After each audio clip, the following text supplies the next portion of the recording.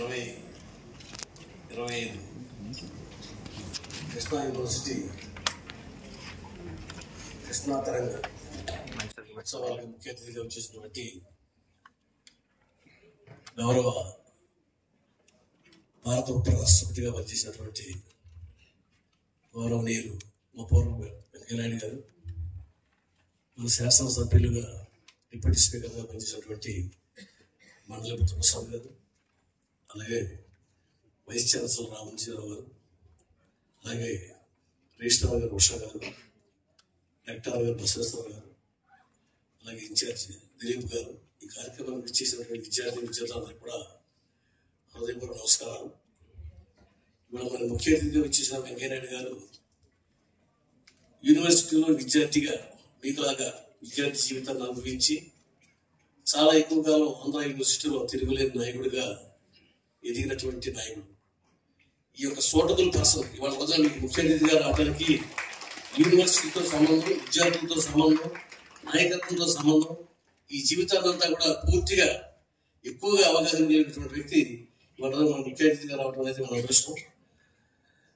మరి మన బుద్ధప్రసాద్ గారు అయితే తెలుగు భాష మనుగడ కోసం వాళ్ళ తండ్రి గారు చేసిన పోరాటాన్ని కొనసాగిస్తూ ఇవాళ ఎక్కడైనా కూడా తెలుగు మహాసభలు జరపాలి అంటే మండల వెంకటకృష్ణారావు తెలుగు మహాసభని పెట్టాలని చెప్పి గవర్నమెంట్ నిర్ణయం తీసుకుంది. ఇవాళ చాలా కాలంగా వెంకయ్యనాయుడు గారు, బుద్ధప్రసాద్ గారు, ఇంకా ముఖ్య నాయకులంతా కూడా తెలుగులోనే కరెస్పాండెన్స్ కావాలి. ఎందుకంటే ఇంగ్లీష్లో కరెస్పాండెన్స్ వస్తే 100కి 80-90 చదవలేదు, చాలా ఇబ్బంది పడతారు. చదువుకున్న వాడి దగ్గరికి వెళ్ళాలి, లాయర్ దగ్గరికి వెళ్ళాలి, వాడు ఏం చెప్తాడో తెలియదు. తెలుగు మీద అయితే అందరికీ అవగాహన ఉంటుంది. కరెస్పాండెన్స్ అందరికీ తెలుగులో ఎందుకు చేయని చెప్పి ముఖ్యంగా కోర్టుల్ని కూడా వాళ్ళు కోరటం జరుగుతుంది. ముఖ్యంగా నాకు సభలో నేను విన్నాను. అది చాలా ముఖ్యంగా సాధించుకోవాల్సిన విషయం, అది కూడా ఒక ముఖ్యమైనదే. మరి రామ్జీ వైస్ ఛాన్సలర్ గారు అయితే అతి చిన్న వయసులో వైస్ ఛాన్సలర్ అయ్యారనేది నాకు మొన్నే, నేను పుట్టపర్తి సత్యబాబు గారి సత్యజయంతి ఉత్సవాలకు వెళ్ళినప్పుడు ఆయన కూడా అతిథిగా వచ్చారు.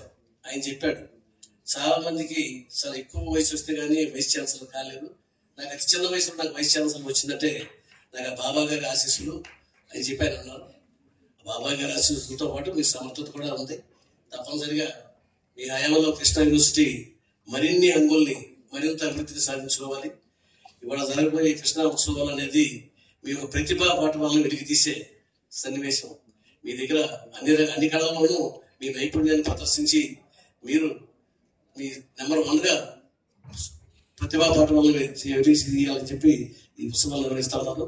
గతంలో నేను అన్ని మీ యూనివర్సిటీలో పిలిచినటువంటి అన్ని కార్యక్రమాలు కూడా, అన్ని ఫంక్షన్స్ కూడా నేను వచ్చాను.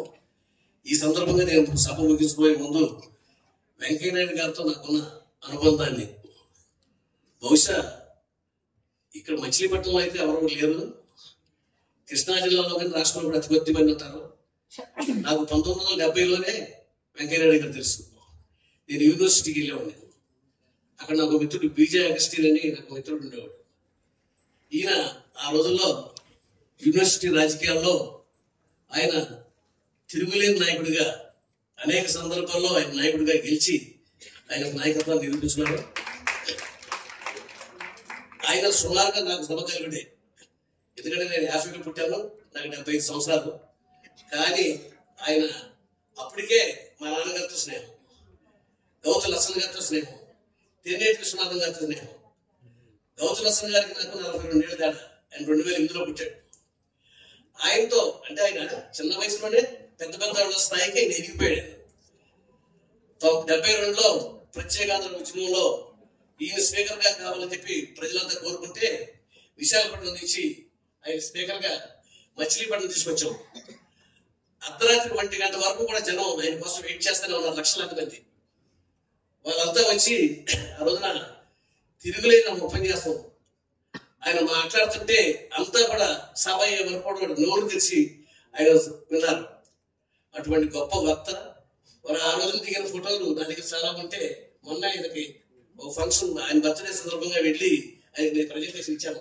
72లో మా నాన్నగారితో దిగినాయి, లక్ష్మణ్ గారితో దిగినాయి. ఆయన అటువంటి సంబంధాలు నాకున్నాయి. ఇంకెవరైనా ఉన్నాయా ఎవరైనా చెప్పగలరా? నాకు తెలిసి ఎవరు ఉండరు. కారణం 70 అంటే ఇప్పుడు 55 ఏళ్ల క్రితం. 55 ఏళ్ల క్రితమే నాకు ఆయనతో పరిచయం. మరి ఆ తర్వాత తిరిగి 2014లో 2009లో ఆయన పార్లమెంట్ మెంబర్ అయ్యాను. ఆయన ఆనందించారు, నన్ను అభినందించారు. 2014లో అయితే ఆయన పార్లమెంటరీ వ్యవహారాల శాఖ మంత్రి. నాకు ప్యానల్ స్పీకర్ గా నాకు అవకాశం ఇచ్చింది. ఎందుకంటే పార్లమెంటరీ పార్టీ వ్యవహారాల శాఖ మంత్రి అనుమతిస్తేనే నేను ప్యానల్ స్పీకర్ అవుతాను. మరి ఆ రోజున చంద్రబాబు నాయుడు గారు ఈయన కలిపి ఆ పదవికి నన్ను అర్హత కలిగినగా గుర్తించి నాకు ప్యానల్ స్పీకర్ పదవి ఇచ్చినందుకు ఆయన ఎప్పుడు కూడా రుణపడి ఉంటాను. మరి అటువంటి స్థాయికి నేను పూర్తిగా ఆయన పార్లమెంట్ లో ఆయనతో పాటు కూర్చుంటే నేను చాలా వరకు ఆయనతో పాటు కలిసి ప్రయాణం చేసిన ఆనందం ఉంది. కాకపోతే ఆయన ఎప్పుడు కూడా ఇందాక చెప్పే కదా గౌతమ్ నచ్చల్ గారు 40 ఏళ్ళు పెద్ద ఆయనతో ఉండేవాడు. ఆయనందరికీ కూడా ముఖ్య అనిశ్చితుడిగా ఉండేవాడు. మరి అందులో ఎప్పుడు కూడా తిరుగుబాటు స్వభావం ఉంది.